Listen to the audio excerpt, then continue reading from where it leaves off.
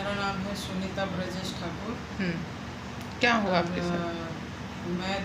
मेरी 2019 में शादी हुई थी किसके साथ? ब्रजेश कुमार ठाकुर से। फिर शादी के बाद मेरे साथ कुछ महीने अच्छे से रहे। फिर उन्होंने मेरे साथ बहुत सेक्सुअली हरासमेंट मुझे किए हैं। किसने? ब्रजेश ठाकुर? आपके पति ब्रजेश ठाकुर ने? ब्रजेश कुमार अपनी फैमिली को बोल के करवाते थे। फैमिली में कौन?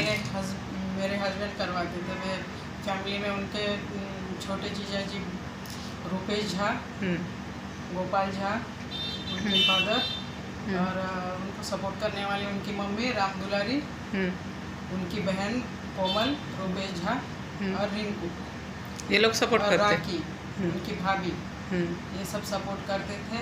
और मुझे जब मैंने ये सब करने को रेडी नहीं होती थी तो मुझे मारा जाता था, पीटा जाता था। ये आपके साथ बल्लारशाह में हुआ? बल्लाशाह से रंगरा तक, बिहार तक मेरे साथ यही होते आ रहा है। ऐसा क्यों करना पड़ा आपको? अपने घर की परिस्थिति देख के सब करना पड़ा, सहना पड़ा कि जाकर ये सब छोड़कर चले जाऊंगी तो एक मेरे पापा अपाइज है, भाई बेरोजगार है, उनके सर पे कब तक मैं बोझ बन के रहती। यही सोच के चुपचाप सहती रही, झेलती रही। और मैं हमेशा उनको बोलती थी कि हम पुलिस कंप्लेंट करेंगे, तो बोलता था कि पुलिस वाले हमारा कुछ नहीं करेंगे, और हम पुलिस से डरते नहीं है, पता है कि क्या कर सकती है पुलिस, कहाँ तक जा सकती है करके। तो ऐसा किसने बोला करने के लिए आपको? मेरा पति ब्रजेश कुमार ठाकुर ने। क्यों करवाया? मतलब ऐसा क्यों करवाया? ऐसा कोई ये है? मतलब यही सब वो करता था। और मेरे हस्बैंड बोलते थे कि हमारे बिहार में रिवाज है इसका। किस चीज़ का? जो हर घर के हर सदस्य को खुश करना एक बहू का कर्तव्य है, तो ही बहू का दर्जा दिया जाता है।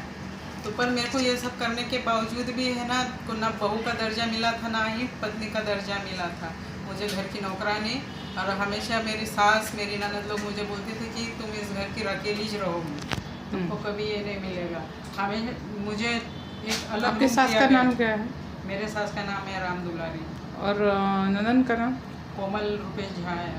ये लोग आपको परिवार की रखेल बोलते थे? परिवार की रखेल बोलते थे। अच्छा। इसलिए अब मैं बोलती थी कि मेरा पति होने के बाद मेरे को क्यों अलग रूम में रखा जाता है। बोलते हैं कि तुम छोटी जात की लड़की हो, तुमको हम एक अच्छे ऊंचे कास्ट के ब्राह्मण हैं, हम छोटी कास्ट के लड़कियों को यही सब करता जाकर बोलते हैं। और काफ़ी मुझे मारते थे, पीटते थे, 4-4 दिन 5-5 दिन खाना नहीं देते थे, रूम में कैद करते थे। ना ही वहाँ पर पूछने वाला कोई था, ना ही करने वाला कुछ था मेरा। तो इतने दिन तक जब बल्लारशाह से आपके साथ ये सब हो रहा था तो आप शांत क्यों बैठे थे, चुप? शांत इसलिए मैं बैठ गई थी कि मैं अपनी फैमिली की तरफ देखकर चुप थी। चाहती थी तो मैं बोल सकती थी, आवाज़ भी उठा सकती थी, फ़ोन भी कर सकती थी। पर उन्होंने मेरा फ़ोन करूँगी करके उन्होंने मेरा फ़ोन भी तोड़ दिया था। ना मेरे पास फ़ोन था, ना मतलब बल्लारशाह में जब थे तब भी आपका फ़ोन तोड़ दिए थे? हाँ, मेरे पास फ़ोन नहीं था। फिर मेरा भाई ने मेरे को एक फ़ोन दिलाया था 2021 में। वो फ़ोन से मैं बोलती थी, पर मेरे हस्बैंड के पास ही रहता था वो फ़ोन, मेरे पास नहीं रहता था। फिर वही जब रंगरा चले गए, मैं बिहार चले गई उनके साथ, तो फिर वो फ़ोन करेंगी, किसी को बोलेंगी, कुछ करेंगी करके जब मैं अपनी मम्मी को फ़ोन कर रही थी तो फिर उसकी बहन ने सुनकर मेरा फ़ोन तोड़ दिया।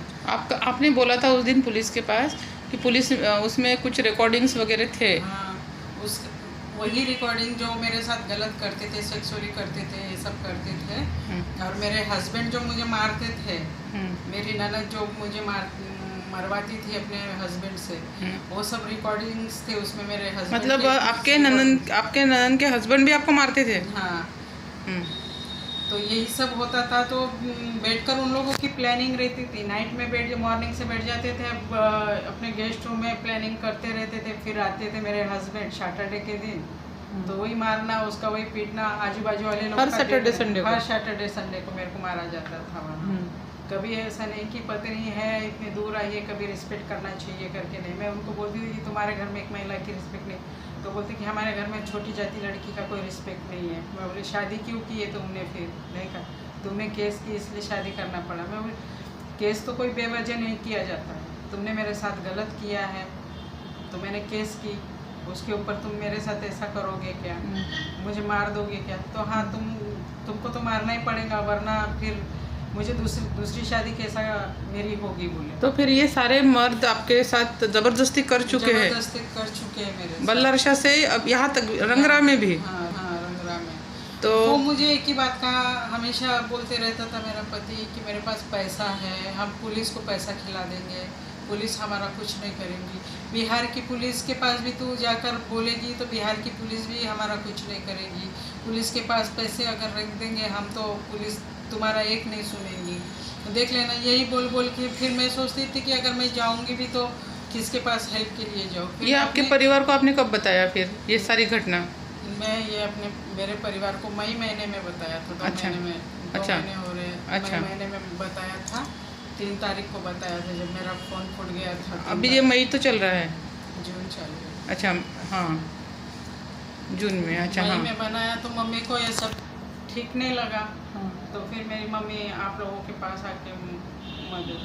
अच्छा, तो अभी आप आगे का आपके मतलब आपके स्टेप क्या होगा आगे का? मैं यही करूँगी, जो लोग मेरे साथ अन्याय किए हैं मैं अपने खुद के लिए न्याय चाहती हूँ और उनके ऊपर मैं केस करना चाहती हूँ। अच्छा, तो आप पुलिस में शिकायत दर्ज कर चुके हो क्या? नहीं, रंगरा में कर चुकी हूँ, मैं अपने बिहार भागलपुर में कर चुकी हूँ। हाँ, मतलब शिकायत दे चुके हो आप? शिकायत दे चुकी हूँ मैं वहाँ। हाँ, सभी का नाम दे चुकी हूँ। अब देखो वहाँ की पुलिस और मेरे महाराष्ट्र की पुलिस मेरा कितना तो आपने शिकायत दर्ज यहाँ पर क्यों नहीं कराए, मतलब बिहार में क्यों नहीं शिकायत दर्ज करवाए? मैं वहाँ रहूँगी नहीं और मेरे को बार बार यहाँ महाराष्ट्र से भागलपुर आना पड़ेगा, बिहार आना पड़ेगा और मेरा यहाँ है कोई नहीं। अच्छा, इस इसलिए वजह मैं से महाराष्ट्र में करना चाहती हूँ। अच्छा, मतलब जो आपके साथ आज तक होते आया है 2019 से 2019 या 20 से जो भी हुआ आपके साथ अब तक 2023 तक, तो ये सारी घटना सच है? सच है। जो आप पत्रकारों को या किसी को ये जो बता रहे हो ये सही है? बिल्कुल सही है। जो आपके साथ जो भी घटा? बिल्कुल सही है ये। ठीक है।